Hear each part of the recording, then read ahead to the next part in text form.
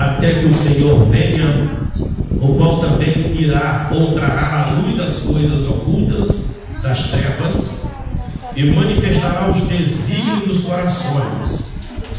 Então cada um receberá de Deus um louvor. E eu, irmãos, apliquei estas coisas por semelhança a mim e a Apolo, por amor de vós, para que em nós aprendais a não ir além do que está escrito, não vos ensoberbecendo a favor de um contra o outro, porque quem te faz diferente? E o que tens tu que não tenhas recebido? E se o recebestes, porque te glorias como se não houvesse recebido? Podeis sentar. Muito obrigado pela sua atenção. Meus queridos, nós estamos já quase encerrando esta primeira parte da primeira carta de Paulo aos Coríntios. Esta epístola, ela se divide em duas partes. A primeira, o apóstolo Paulo trata acerca da exposição do pecado da igreja. A igreja, ela era culpada de alguns pecados: pecado de imoralidade sexual, pecado de bebedice, pecado de divisão, e muitos até usavam a graça como argumento para justificar assim seus pecados. E no capítulo 1, Paulo diz que a igreja não estava de acordo com as doutrinas. Capítulo 2, ele diz que a igreja não compreende a mensagem do Evangelho. Capítulo 3, o apóstolo Paulo, e capítulo 4, a igreja não compreende o ministério da igreja e dos pastores. No capítulo 5, vamos tratar sobre a disciplina na igreja. Que a disciplina, ela é para o bem do ofensor, ela é para o bem da igreja e ela é para o bem do mundo.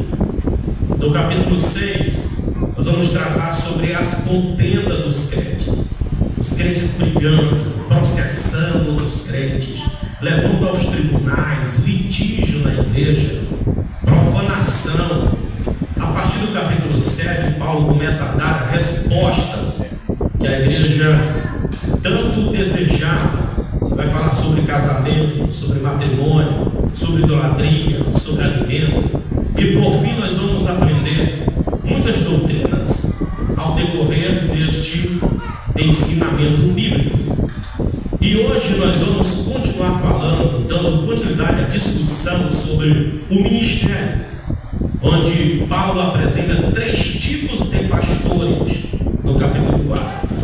No capítulo 3, Paulo pinta 3 retratos da igreja. A igreja como uma família, a igreja como uma lavoura e a igreja como um edifício. Aqui Paulo pinta 3 retratos de pastores: o fiel despenseiro, o espetáculo para o mundo e o pai amoroso. E hoje nós vamos falar sobre esse fiel despenseiro. O que é um despenseiro? O despenseiro da riqueza de Deus. O objetivo de Paulo, ao falar desses 3 tipos de pastores, é levar os leitores a compreenderem a forma como que Deus mede e avalia o serviço de um cristão. Pois o nosso Deus, ele mede e avalia o serviço de um cristão. Não pensemos nós que nós não estamos sendo medidos e nem avaliados por Deus, pois nós estamos sendo medidos e avaliados por Deus. E o apóstolo Paulo leva isto aos leitores para que eles compreendam a forma como que Deus lida, como Deus mede e como ele avalia o serviço de um crente. Tudo que nós fizemos para Deus é pesado e avaliado. Tudo tem seu peso e tudo tem o seu valor. Tudo que fizermos para Deus é pesado e avaliado. E o capítulo 4, versículo 6 explica o propósito de Paulo. Paulo diz que é a fim de que ninguém se ensoberbeça a favor de um em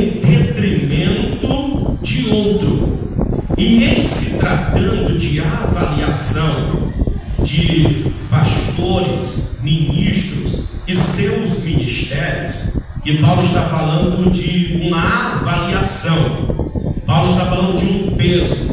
E ele quer que seus leitores compreendam como Deus pensa e como Deus avalia o serviço de um crente. E em se tratando de avaliação de ministros e seus ministérios, devemos evitar certos extremos. Na hora de avaliar, devemos evitar certos extremos. Por exemplo, aceitar qualquer pessoa como ministro ou pastores sobre a nossa vida. Isto é um extremo. Às vezes a gente recebe como pastor, como ministro, alguém sem história, alguém sem referência, alguém que não tem carreira, alguém que não tem chamado, mas sabe dar uma revelada, sabe dar uma profetada, tem um revelamento, e isto tem arrebanhado muita gente, pois muita gente tem aceitado qualquer pessoa que apareça, já é o suficiente para lhe dirigir, lhe orientar, lhe direcionar. Isso é um extremo. Quando eu aceito qualquer pessoa, sem sequer que eu conheça, sem que a minha igreja conheça, sem que a minha convenção conheça, isto é um extremo. Aceitar qualquer pessoa que chega e diz: eu sou pastor, eu sou pastora, me formei no monte, Deus me ungiu em cima da montanha e Ele me deu ovelhas, me deu rebanhos. Isso é um extremo. Não podemos aceitar qualquer pessoa, mas também não podemos ser tão críticos ao ponto de reprovar pessoas até mesmo como Paulo.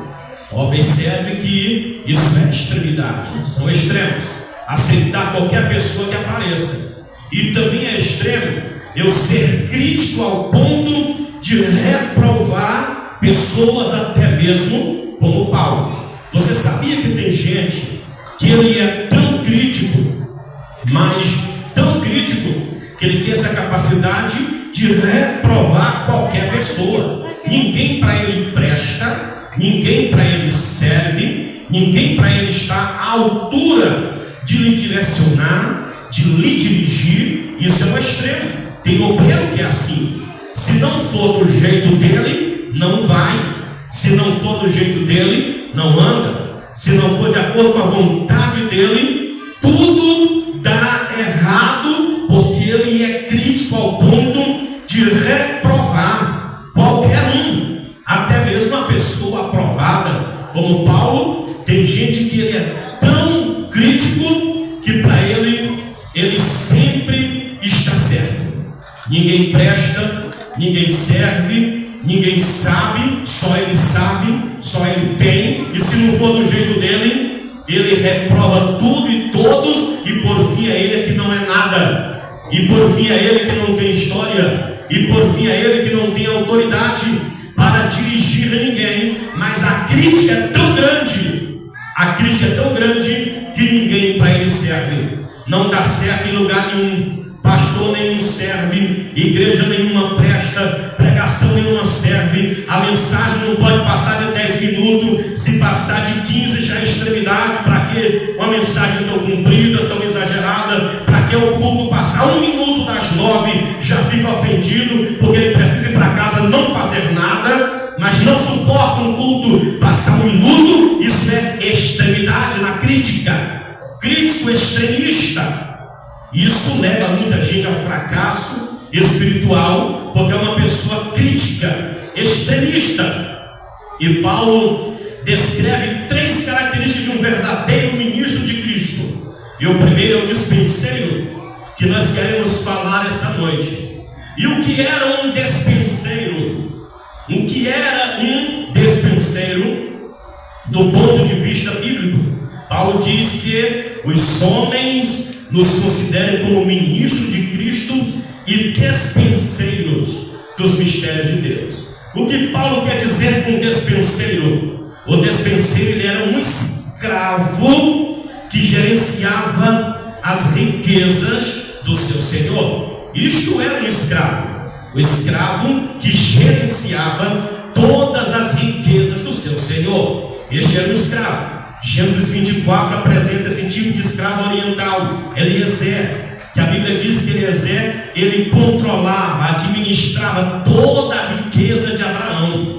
Lá em Gênesis 24 vai dizer que ele tinha em mãos toda a riqueza de Abraão. Este era um despenseiro, um servo que cuidava da riqueza do seu senhor, um servo que cuidava de tudo que o seu senhor possuía, mas ele mesmo não tinha nada, pois era um escravo despenseiro. José também, ele era um tipo de despenseiro-chefe, mordomo. Gênesis 39, José também era um escravo despenseiro. José cuidava de tudo da casa de Potifar, tudo estava ao controle dele.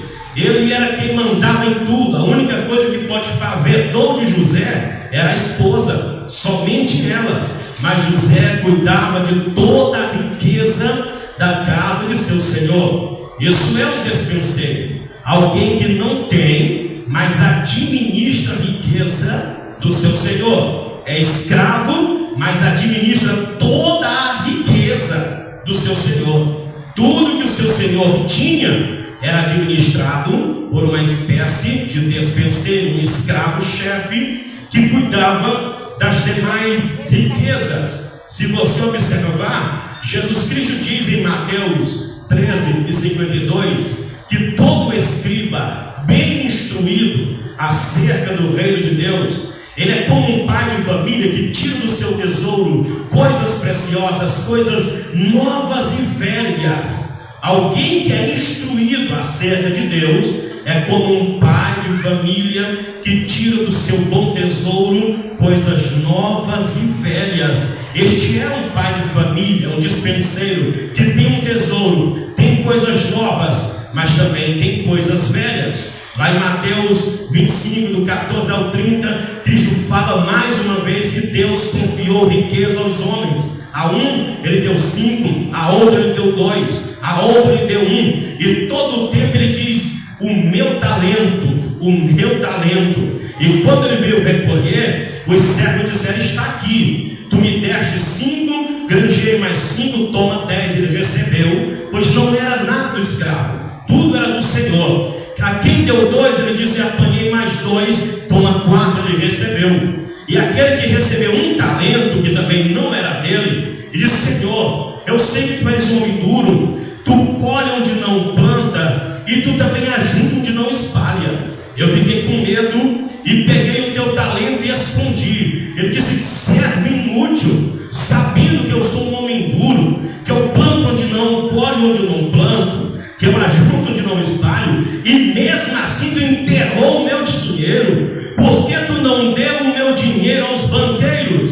Por que tu não emprestou a minha riqueza para que pudesse ter mais? Esse homem é chamado de um servo inútil.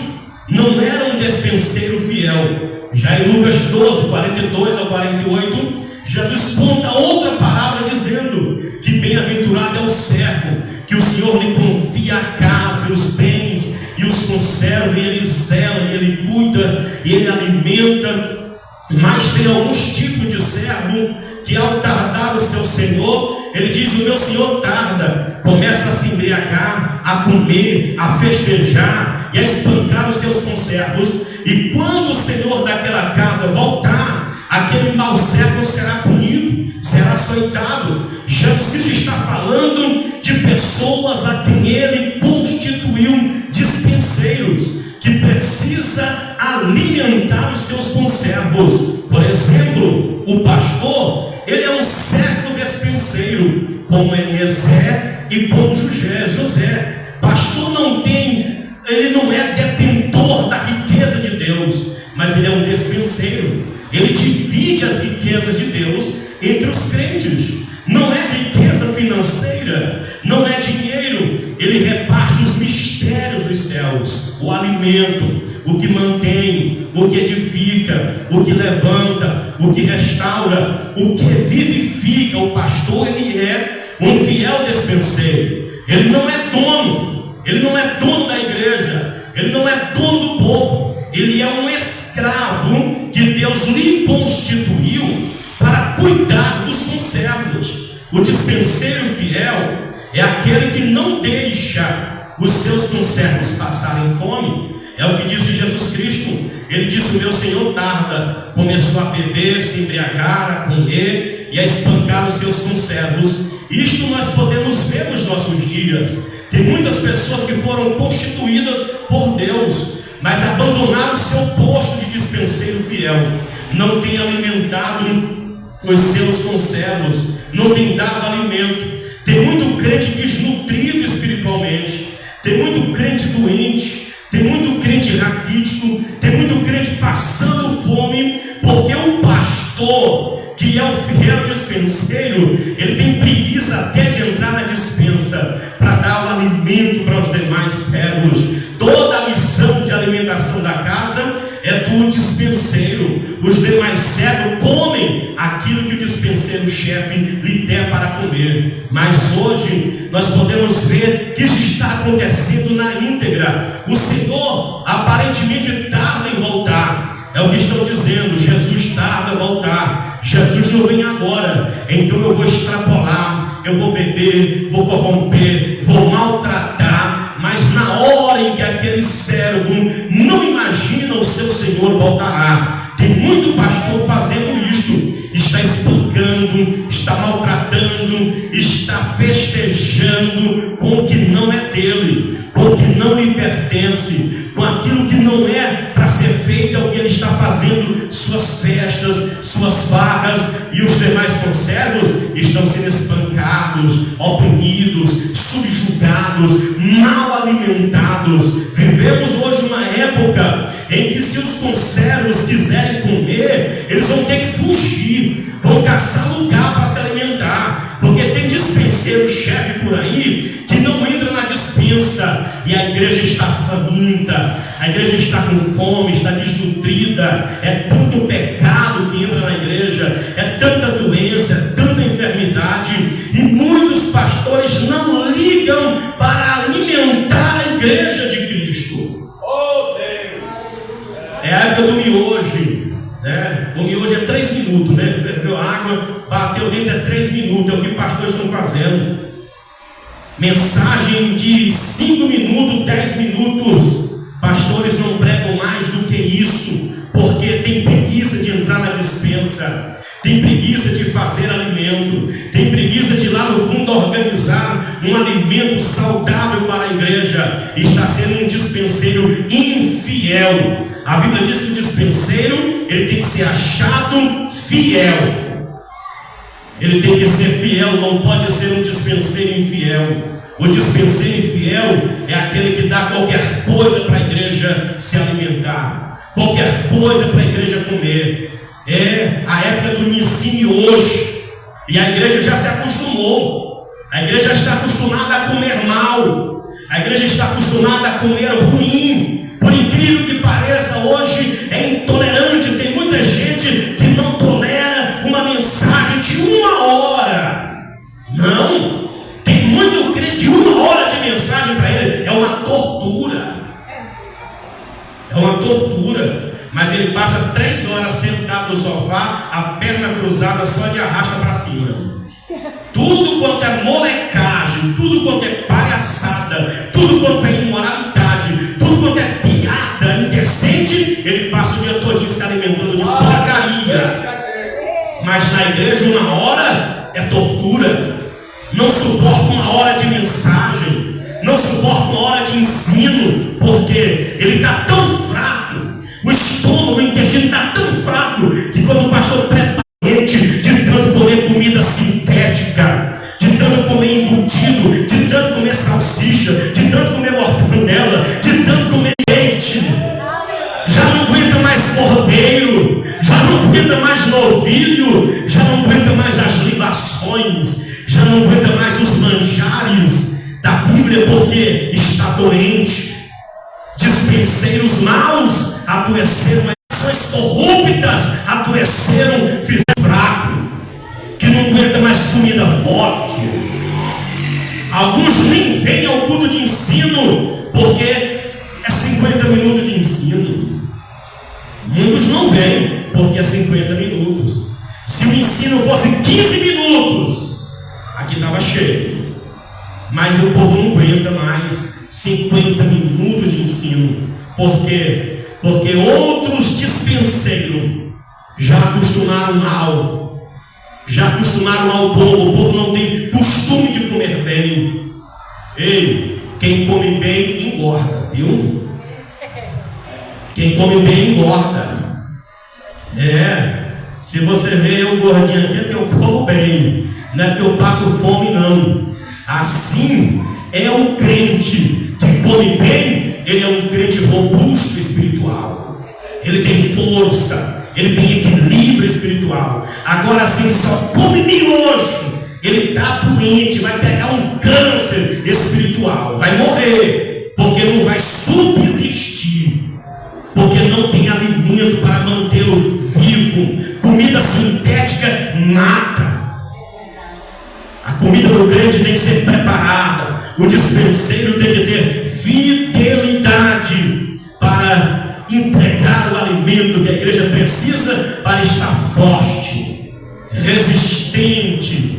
A casa edificada sobre a rocha, a casa plantada. Não é barraco feito em descampado. Casa de crente é sobre rocha, material sólido, tem força, não se desvia, não é mimizento, não é chorento, não é antipático. Não, crente verdadeiro não é antipático, crente verdadeiro não é chato, crente verdadeiro ele é alegre, ele é feliz, ele é prazeroso, ele tem paz com seus irmãos, porque ele está bem alimentado. Quando você é crente estressado, é fome. É fome. A fome estressa. Quer ver? Chegar meio-dia, hora de eu comer, eu fico me pisando. Eu não como depois do meio-dia, só como antes, porque a fome estressa. Esses crentes antipáticos, mimizentos, é porque estão morrendo de fome espiritual e não vão ao banquete para se alimentar e preferem viver uma vida estressada, uma vida antipática, uma vida mimizenta. É só falta de trigo com azeite no estômago desses crentes, para que eles se fortaleçam, fiquem fortes.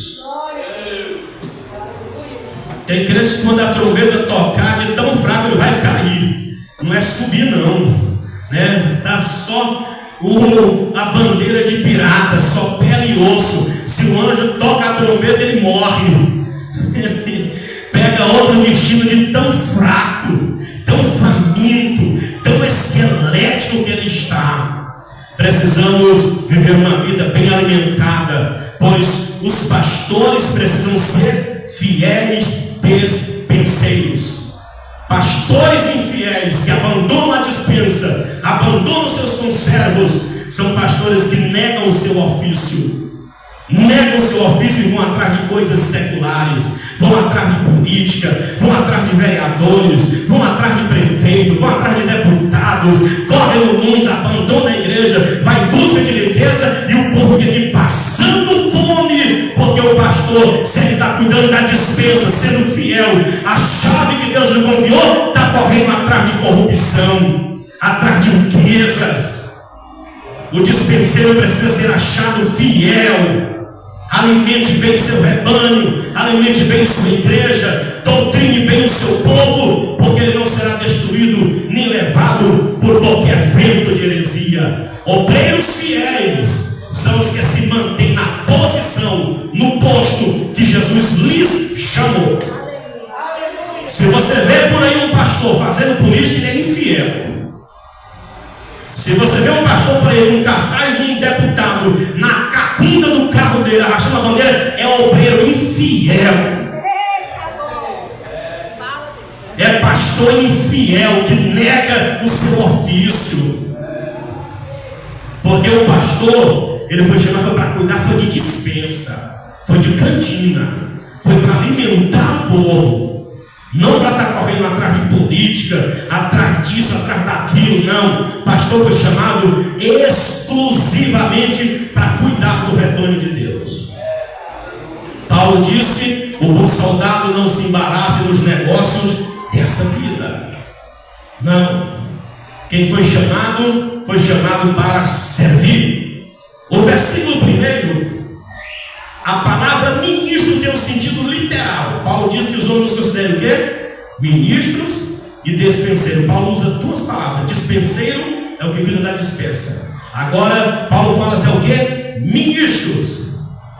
Aí muita gente se vangloria, eu sou ministro do Evangelho. E respeita que eu sou ministro do Evangelho, pensando que é grande coisa.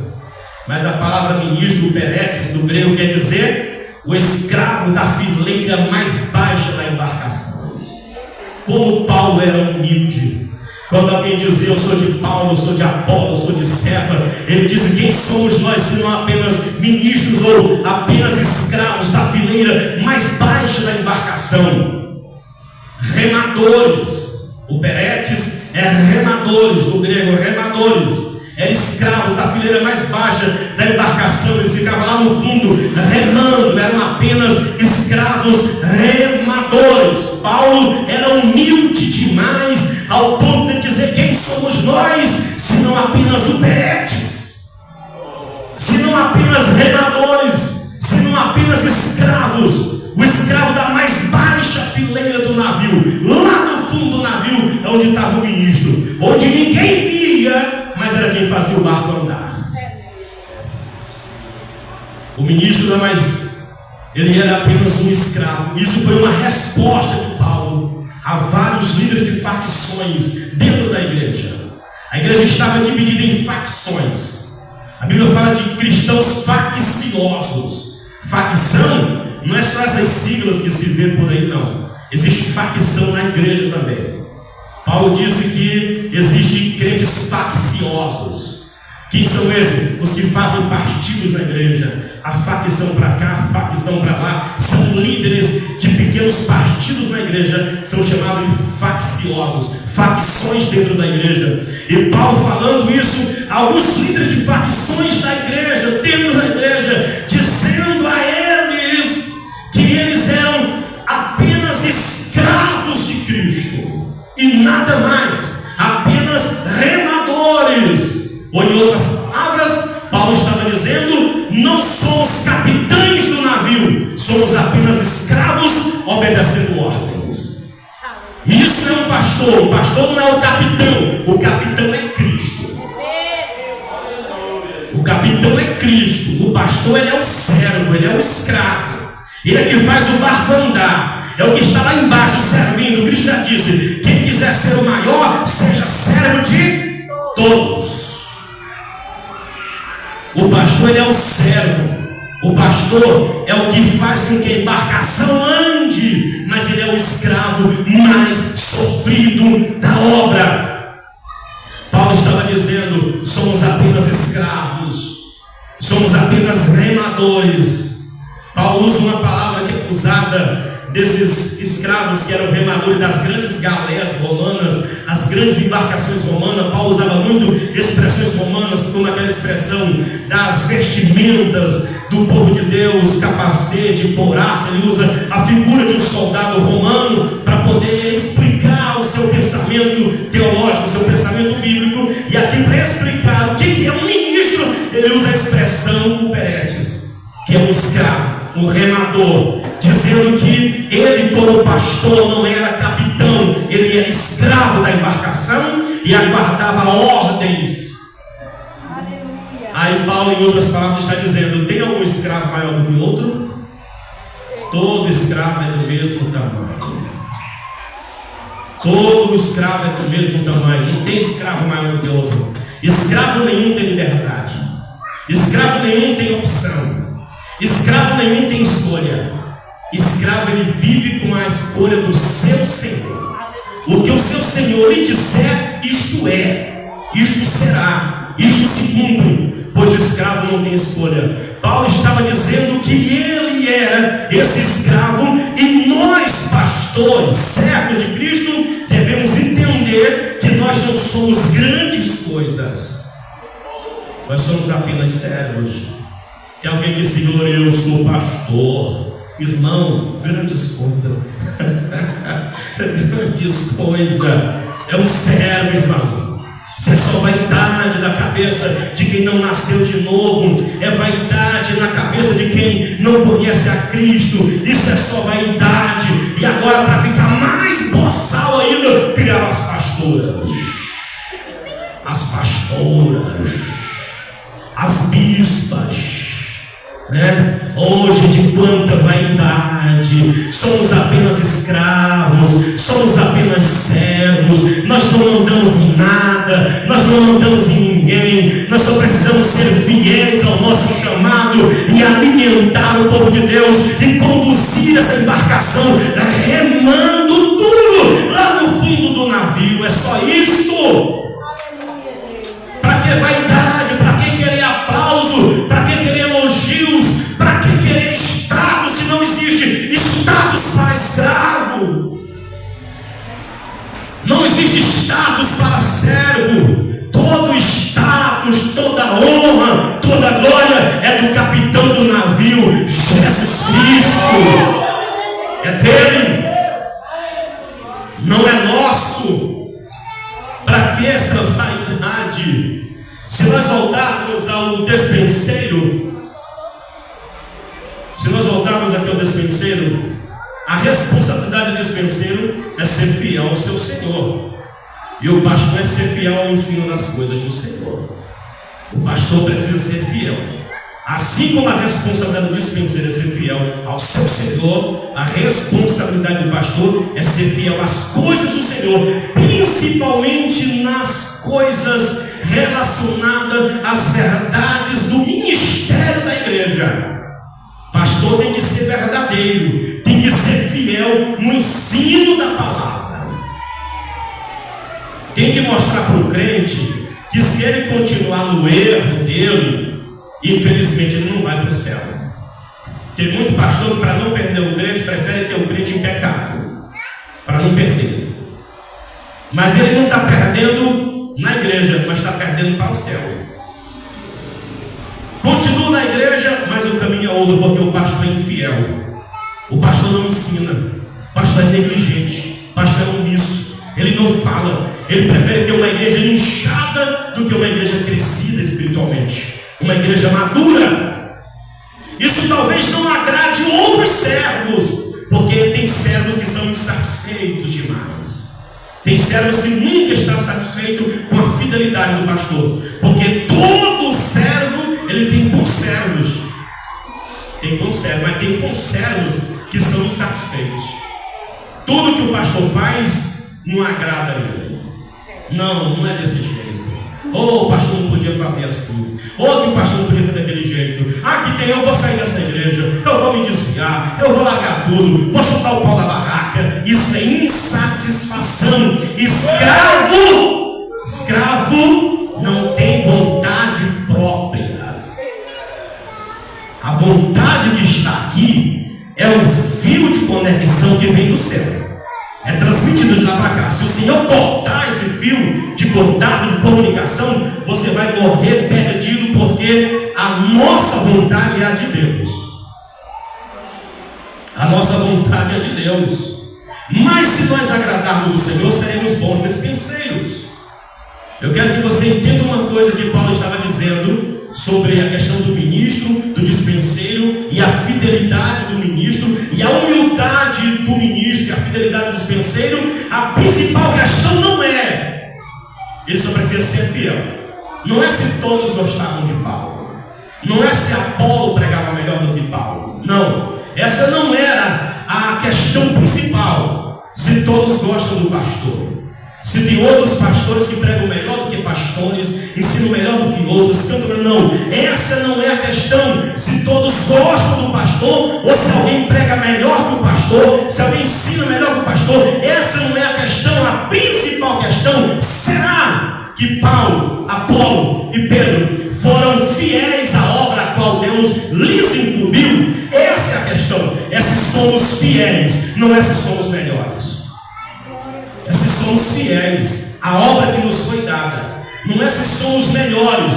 Os irmãos de Corinto, eles tinham essa ideia de sempre quem é o melhor, é Paulo, é Apolo, é Cefas, quem é. Mas essa não é a questão. Se alguém é melhor do que outra. A questão é se essas pessoas são fiéis. Se elas são fiéis à obra a qual Deus lhes incumbiu. Essa é a principal questão. Você é fiel com o que Deus lhe incumbiu para você se fazer? É se nós somos fiéis dentro da nossa incumbência. Porque como pastor, eu não vou estar aqui puxando louvor para mim, eu não posso fazer isso jamais, mas eu nunca faltei um culto nessa igreja. Nunca faltei um culto, porque fui chamado para isto. Eu preciso buscar fidelidade no meu chamado. Eu não vou ficar em casa mexendo no celular enquanto os irmãos estão adorando. Que templo sem sacerdote é esse? Não existe. Se tem altar, tem que ter sacerdote. Então o sacerdote não pode faltar ao culto. Então eu nunca faltei um culto na igreja. Nunca faltei um culto. Outra coisa, o pastor, ele é um dispenseiro. Ele tem que pregar, ele tem que evangelizar, ele tem que fazer obra, ele precisa se locomover. E a igreja? Eu te faço uma pergunta: o que foi que Deus te mandou fazer? Você é fiel naquilo que Deus te chamou para fazer? Jesus Cristo tinha na sua mente essa mesma prova quando ele propôs a parábola de Lucas. Se um servo do Senhor for fiel ao seu ministério, à sua família, ao seu lar, ele será bem recompensado. É o que Cristo disse: a fidelidade gera recompensa. Os infiéis serão açoitados. Açoitados, os infiéis serão açoitados. É o que disse Cristo. Os infiéis serão açoitados. Os fiéis serão devidamente recompensados e os infiéis serão açoitados. Servos maus serão açoitados. É o que disse Cristo. Os maus servos serão açoitados. Qual é o mau servo? É o que não faz o que Deus lhe mandou fazer. Ele recebeu um ministério, mas não exerce. Recebeu uma função, mas não faz. Mas a língua é mais afiada do que a língua de sogra. Corta dos dois lados. Não tem nada que preste, nada que serve. Mas a missão que lhe foi dada, ele nega. Nega. A missão que lhe foi dada, ele nega. Mas a língua é afiada. Irmãos, isso aqui é doutrina, irmão. Você não vai ouvir isso aqui todo dia, não. Aqui você tem que preparar o couro de jacaré e vir pronto, porque aqui é doutrina. Porque a Bíblia ensina assim: os bons servos serão devidamente recompensados, os infiéis serão açoitados. Serão açoitados. Mas tem uma coisa que Paulo fala: é que os crentes, eles julgavam demais, os crentes de Corintos. Eles julgavam demais, julgavam muito, porque um servo vai estar sempre sendo julgado. E os versículo 3, Paulo diz assim: todavia a mim pouco me dá de ser julgado por vós, algum juízo humano. Nem eu tampouco a mim mesmo me julgo, porque em nada me sinto culpado, mas nem por isso me considero justificado, pois quem me julga é o Senhor. Porque os servos estão sempre sendo julgados, sempre há alguém criticando o que os outros fazem. Sempre vai haver uma língua afiada para criticar um servo de Deus. O servo está fazendo, mas está ali criticando. Mas o crítico não faz. O ministério do crítico é só falar, é só julgar. Todo crítico não faz nada, ele se ocupa atrás da crítica. Mas não podia ser assim, mas não podia ser daquele jeito. Mas ele nunca põe a mão na massa. Não, porque o ministério é criticar. O ministério é fazer crítica. Mas sempre haverá quem julgue o trabalho dos outros. É trágico quando se julga os trabalhadores e começa a fazer comparações de uns com os outros, né? E Paulo apresenta 3 tipos de julgamento que a igreja estava praticando. E ele disse que o primeiro julgamento é o julgamento dos homens, que ele não teme. Ele disse que não teme o julgamento humano, porque ele não se perturbava com criticava. Tem gente que fica perturbado quando é criticado, endoida, enlouquece, vai atrás, busca satisfação. Ele desce no muro, como Neemias dizia: eu não vou descer, estou fazendo uma grande obra. Quem quiser gritar, grita de lá, mas daqui eu não desço, eu estou ocupado. O verdadeiro servo não se perturba quando está sendo criticado, porque ele está fazendo alguma coisa para Deus. Não, de forma alguma. Pois ele sabia que o julgamento do Senhor era o mais importante. Ele ia se preocupar com o julgamento dos crentes de Corinto. Ele disse: eu pouco me importo com o julgamento de vocês, pouco estou me lixando porque vocês estão dizendo, porque para Paulo o julgamento mais importante era o de Deus. Ele dizia assim: um juízo humano, ou seja, no original, o dia do homem, que é um contraste entre o dia vindouro do julgamento do Senhor. Lá em 1 Coríntios 1:8 fala que haverá julgamento. Em 1 Coríntios 3:13 também fala que haverá julgamento dos crentes. Julgamento dos crentes. E Paulo disse: pouco me importa o julgamento de vocês. E também existe o julgamento de si mesmo, em que Paulo não se declara culpado. Paulo dizia que não estava se sentindo como que se lhe faltasse alguma coisa, mas todavia ele também não se considerava justificado. Olha só o que Paulo está dizendo: julgamento dos homens eu não quero, e nem eu mesmo vou me julgar, embora eu não considere que está me faltando alguma coisa, mas também não me considero justificado. Olha, Paulo olhava para a vida dele, estava toda organizada, a vida espiritual bem organizada, e dizia: nem mesmo assim eu me considero justificado. E o que dizer de nós? Se Paulo, com a vida toda organizada, dizia: não me considero justificado, e a gente? Como é que está a nossa vida? Será que nós estamos nos sentindo como Paulo, assim, com a vida organizada, e nem mesmo assim a gente não se considera justificado? Por muitas vezes nós não conhecemos o nosso interior. Não é verdade? A linha de divisória entre a consciência tranquila, escute isso, a linha de divisória entre a consciência tranquila e a justificação própria, ela é tão fina ao ponto de termos cuidado.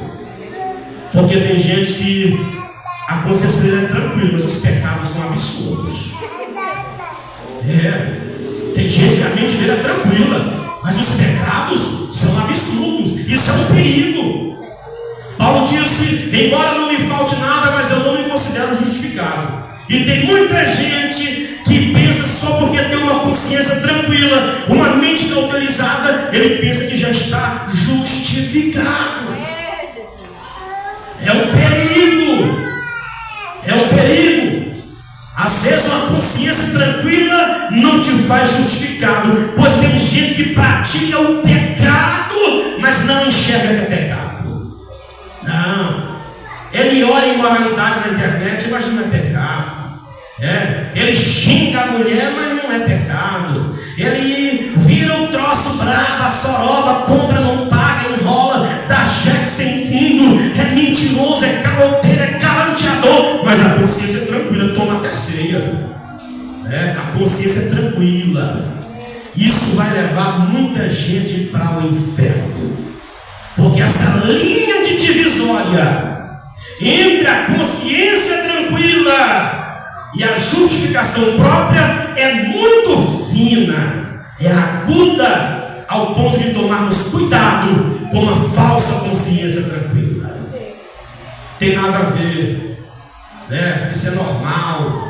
Tem até uma musiquinha que diz assim: eita coisa que faz crente se dar mal, o tem nada a ver, isso é normal, é o pode tudo, a sensualidade pode, tudo pode, tanta coisa que pode. Isso é mente cauterizada. Falta o Espírito Santo entrar e limpar e desfazer todas as obras enganosas. O terceiro julgamento é o mais importante, é o julgamento de Deus, o único julgamento verdadeiro. E sem dúvida alguma, Deus nos julga no presente, através da palavra e dos mistérios do Espírito. Hebreus 4:12 diz o que? A palavra de Deus é mais afiada do que espada alguma de dois gumes, com poder de penetração entre a divisão da alma do espírito e de juntas e medulas, e é apta para discernir os pensamentos e intenções do coração. Deus nos julga pela sua palavra. A palavra de Deus mostra o erro. A palavra de Deus vai lá dentro da alma e mostra que você está errado, que precisa se converter, porque ela vai lá dentro na divisão da alma e do espírito, das juntas e medulas, e é apta para discernir os pensamentos e intenções do coração. Ninguém vai tão profundo quanto a palavra de Deus. Se a palavra de Deus não te julga, você está errado demais. Se a palavra de Deus não te confronta, não te leva ao arrependimento, você já morreu faz tempo. Porque a palavra precisa confrontar, gerar uma nova vida dentro de nós.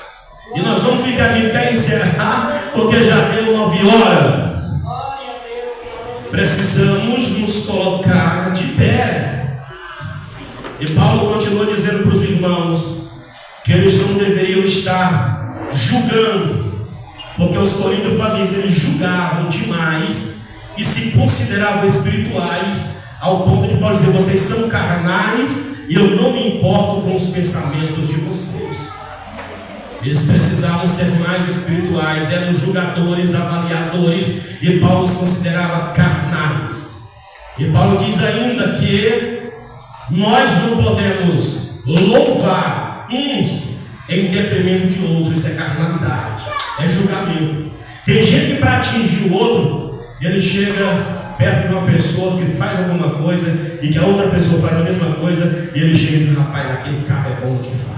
Aquele cara, e para eu que fica triste, fica desanimado, porque a pessoa está louvando um em detrimento do outro. Isso é coisa maligna. Isso vai entristecer o coração do outro. Lá na Estrela da Manhã, um dia, uma irmã cantou um hino.